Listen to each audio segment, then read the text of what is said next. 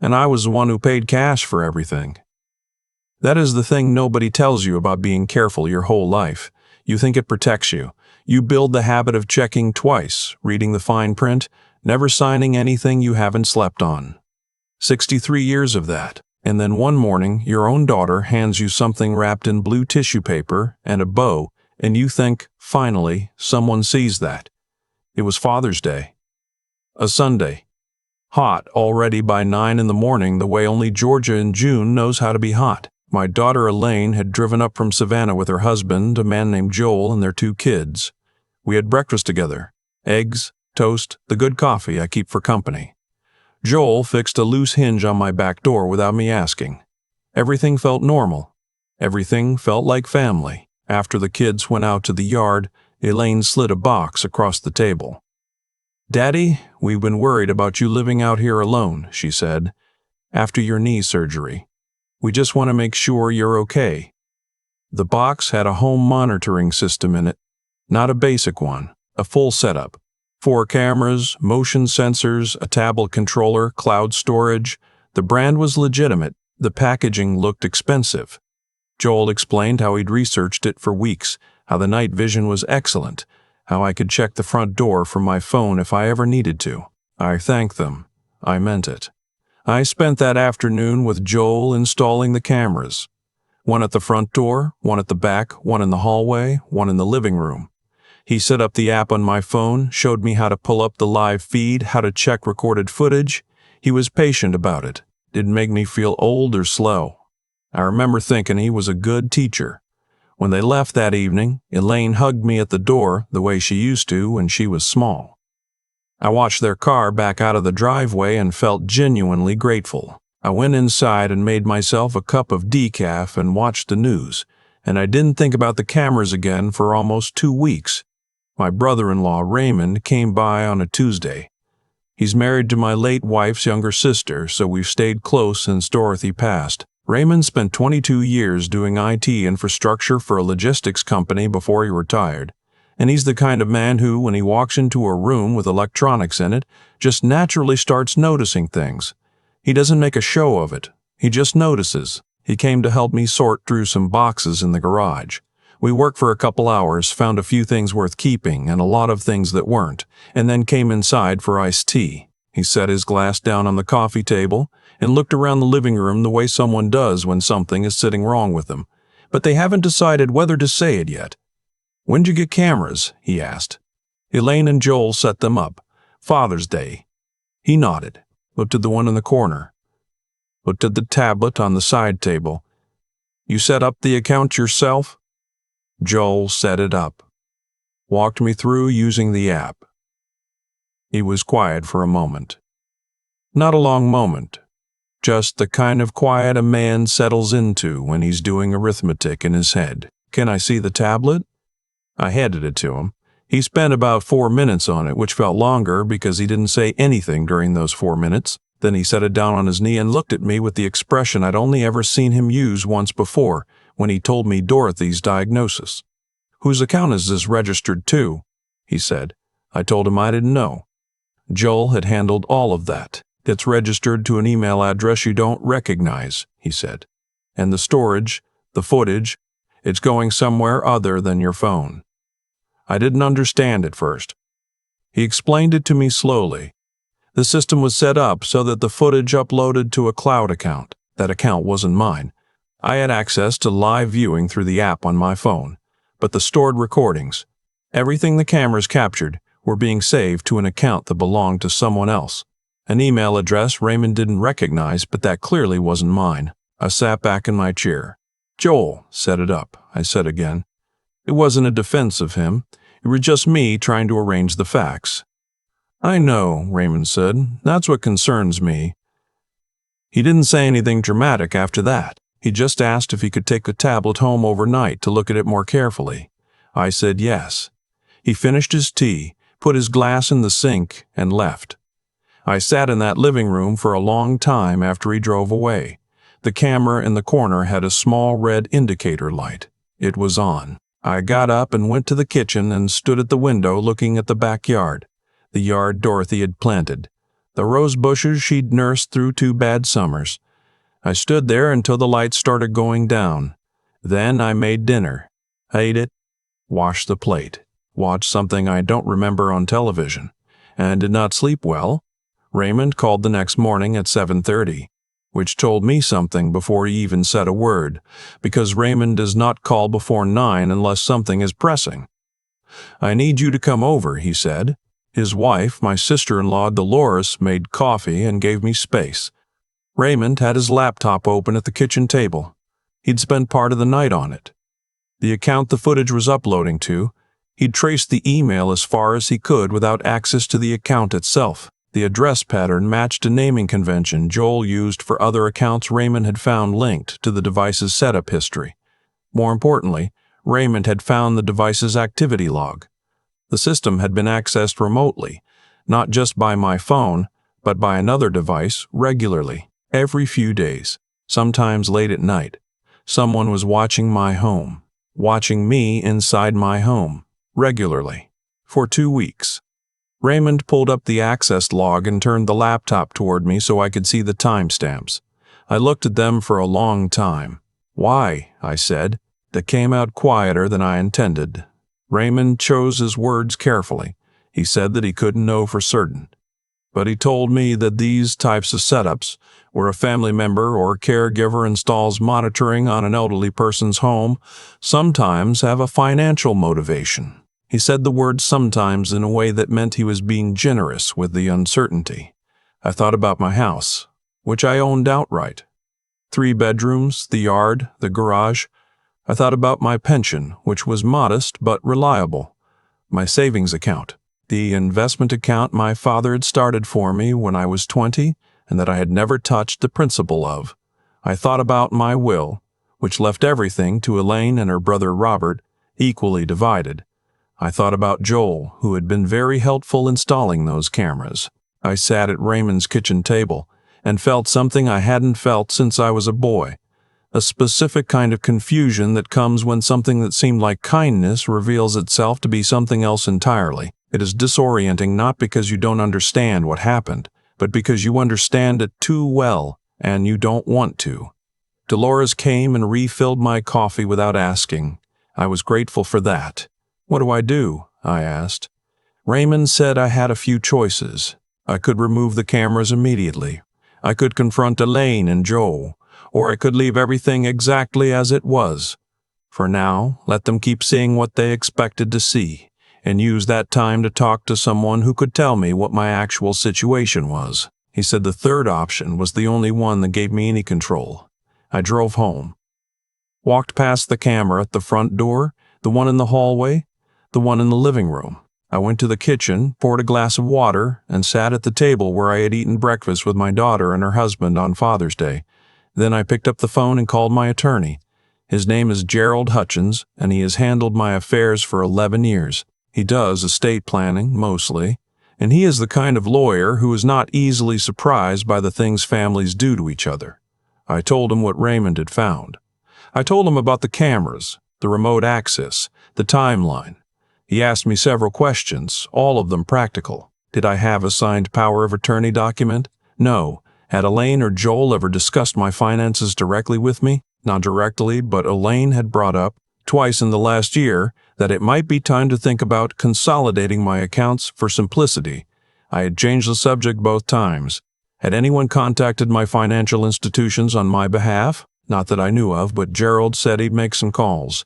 He called me back that afternoon. My investment account had been accessed, not breached, but someone had called the institution's general line and asked about the process for updating account beneficiaries and adding an authorized representative.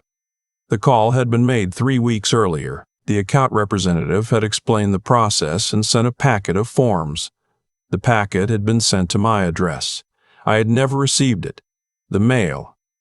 I have a mailbox at the end of the driveway. The camera at the front of the house had a clear view of it. I sat with that for a while. Gerald said I should not panic and I should not move fast. He said moving fast was how people made mistakes that complicated things later. He said I needed to document everything, keep a record of what Raymond had found, and let him make a few more inquiries quietly. In the meantime, he said, I should behave normally, act as if nothing had changed. Let Elaine and Joel call, let them come by if they wanted to, give them nothing unusual to react to. Can you do that? He asked. I told him I'd spent 40 years in a profession where you kept your face neutral while you were figuring things out. He said, good. I don't know how to describe the next 2 weeks except to say that I learned something about myself I hadn't known before. I had always thought of patience as a passive thing, a matter of waiting. I understood during those 2 weeks that real patience is active. It is work.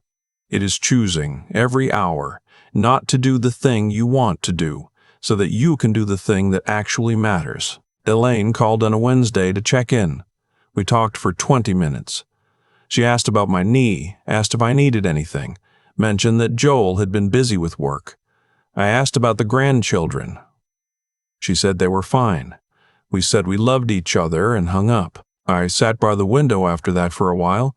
Robert came by that weekend. My son lives 40 minutes away and he stops in most weekends just to see how things are. He is quieter than Elaine, steadier. He helped me with some yard work and we ate lunch together, and I did not tell him anything because Gerald had said to keep the circle tight until we knew more.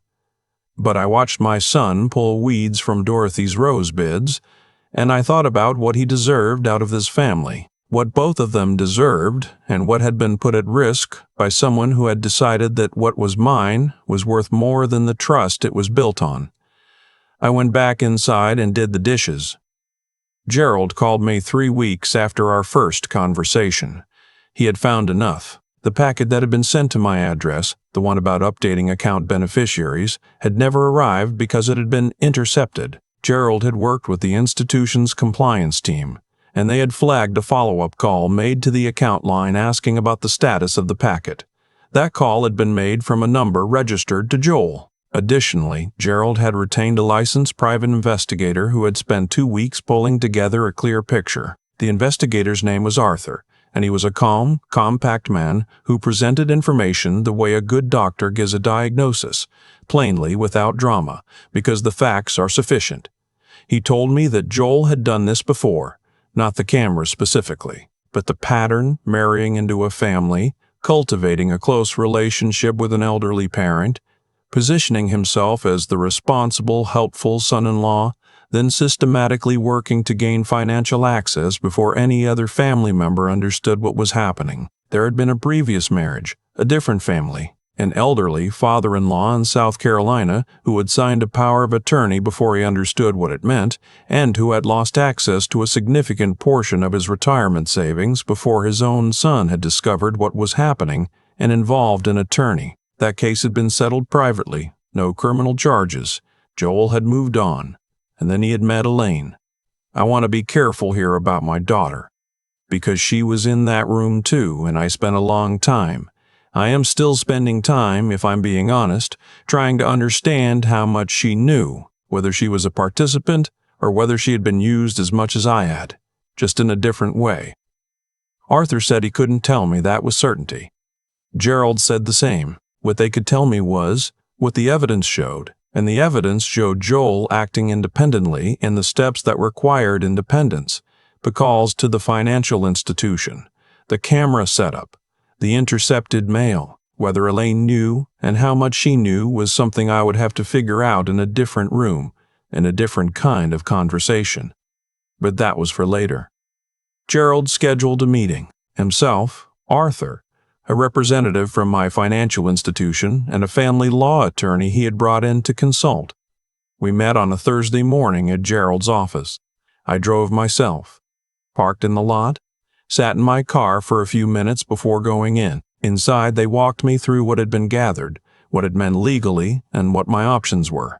I could involve law enforcement. I could pursue civil action. I could take protective legal steps without any confrontation at all. Simply secure my accounts, update my estate documents, and remove the ability for any of this to go further. Gerald recommended starting with the protective steps and seeing what Elaine and Joel did in response. I asked how quickly we could move. He said we could begin that afternoon. On a Friday, 14 days after I had first sat at Raymond's kitchen table looking at that access log, every financial account I owned was updated. Beneficiary designations confirmed. Account security questions changed. A new estate planning document executed, reviewed by 2 attorneys.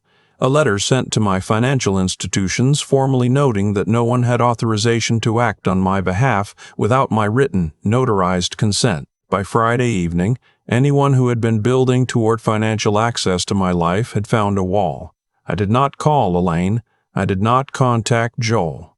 I left the cameras up for 4 more days. Let whoever was watching see me sitting in my living room, drinking my decaf, watching the news, walking to the kitchen, going to bed at 9:30. Let them see a man who didn't know anything.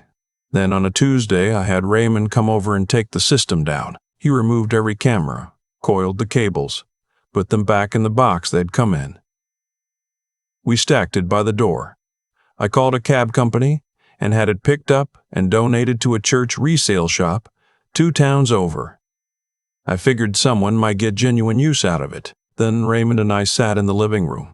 My living room, which felt different without that red light in the corner, and had a beer, which neither of us usually does before noon. "You all right?" he said. I told him I was thinking about it. Elaine called 11 days later. She started with small talk, shorter than usual, and then she asked if I'd been having any trouble with the camera app. She said Joel had noticed it seemed like the feed had been inactive. I said the system had had some kind of malfunction. I'd taken it down and brought it to a shop, but they said it wasn't worth repairing. There was a pause. "Oh," she said, "Joel might be able to get you a replacement. He still has the receipt." I said that was very kind of him, but I didn't think I needed one. I told her my neighbor's son had offered to check on me a few times a week, and I was thinking about getting a dog. Another pause. "A dog, Daddy?" I told her I'd been thinking about it for a while. Something older from the shelter. A dog that had already figured out who it was. We talked for a few more minutes. When we said goodbye, I could hear something in her voice that I didn't know how to interpret. It might have been guilt. It might have been confusion. It might have been something else entirely. I have not figured that out yet. I probably won't figure it out on the phone. What I know is this: there are people who look at what you've built over a lifetime. The house, the savings, the slow accumulation of a life lived carefully, and they see an opportunity. They do not see the 30 years of lunches you skipped to fund that account. They do not see your wife in the garden in the evenings after the kids were in bed. They do not see the person who chose to own something rather than consume everything. They see a number.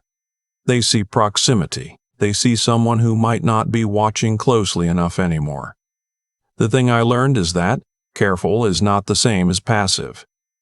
I spent 63 years being careful, and I almost mistook that for meaning I was protected. But careful only protects you if it stays awake, if it keeps asking the right questions, if it trusts the people who have earned that trust. Raymond, who spent a night at his kitchen table because he noticed something and couldn't let it go, and stays honest with itself about the people who haven't earned it yet. No matter what they call you when they hand you a box wrapped in blue tissue paper on Father's Day. The roses in the backyard are doing well this summer. I've been watering them the way Dorothy used to, in the evenings when the heat starts to break. Some things don't need to be complicated. They just need attention. If you're watching this, and I want to look at you directly for a second, I am not telling you this story to frighten you. I am telling you because somewhere in the back of your mind, there is probably something you've let yourself not look at too closely. A decision someone made for you that you didn't quite understand. An account, a document, an access you gave without fully knowing what access means. Look at it. You don't have to be afraid of what you find, but you have to look.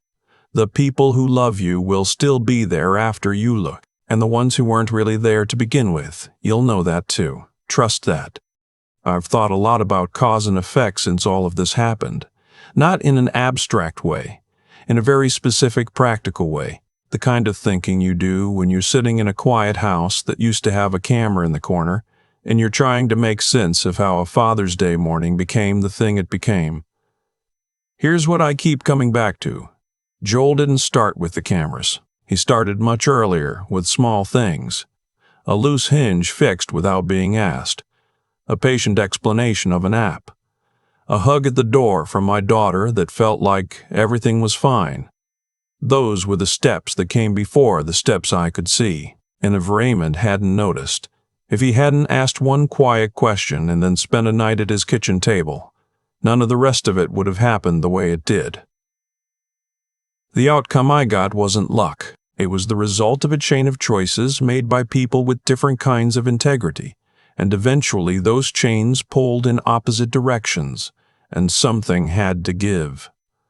That's what I mean when I say I believe in cause and effect, not fate, not punishment handed down from somewhere above, just the honest arithmetic of what people do and what those things add up to over time.